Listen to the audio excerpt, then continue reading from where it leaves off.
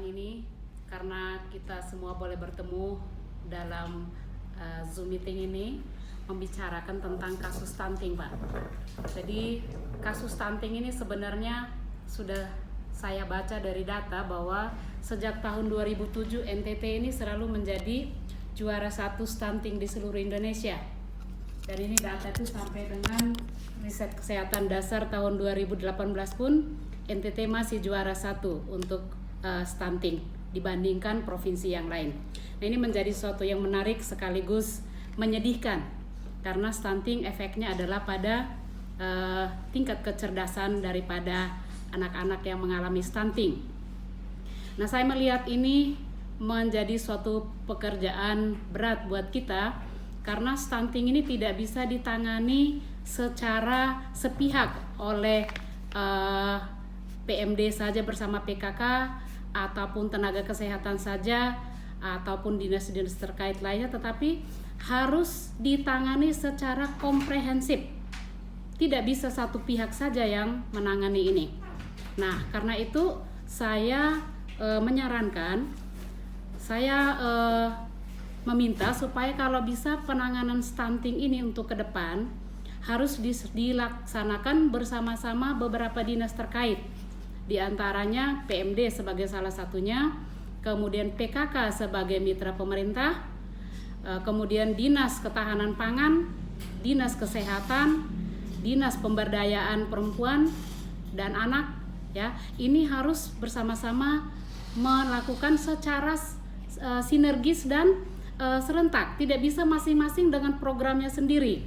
Hasilnya kita tidak bisa menangani stunting ini dengan baik. Nah, jadi itu saran saya yang pertama.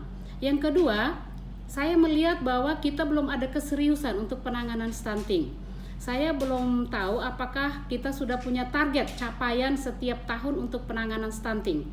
Karena secara nasional sudah dicanangkan oleh Presiden bahwa di tahun 2024 stunting di Indonesia harus turun sampai dengan 14% saja. Sementara saya di Kabupaten Malaka misalnya, saya belum lihat targetnya kita capaian untuk 1 tahun itu berapa agar di 2023 itu kita bisa paling tidak sama dengan target nasional. Nah, ini perlu disediakan atau dicanangkan atau ditetapkan indikator capaian setiap tahunnya.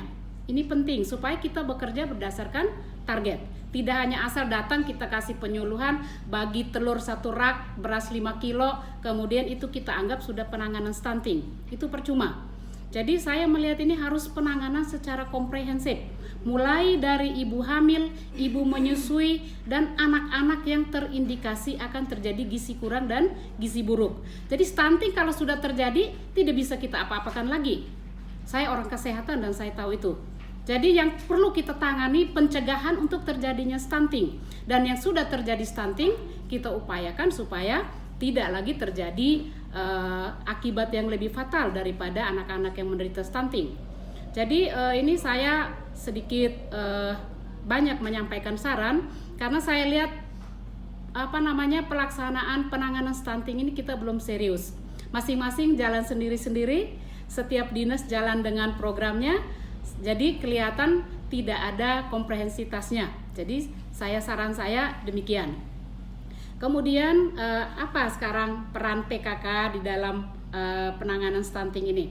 Jadi sejauh ini saya baru dilantik sebagai ketua tim penggerak PKK Kabupaten Malaka selama 8 bulan. Dan kami belum melihat desa yang bekerja sama dengan tim penggerak PKK untuk melaksanakan atau penanganan stunting ini. Jadi kelihatan ke depan ini benar-benar dinas yang membawahi pemerintahan desa ini kalau bisa memberikan satu himbauan secara menyeluruh dan seragam sehingga tindakan kita untuk penanganan stunting ini sekali lagi bisa terjadi serentak dan berkesinambungan.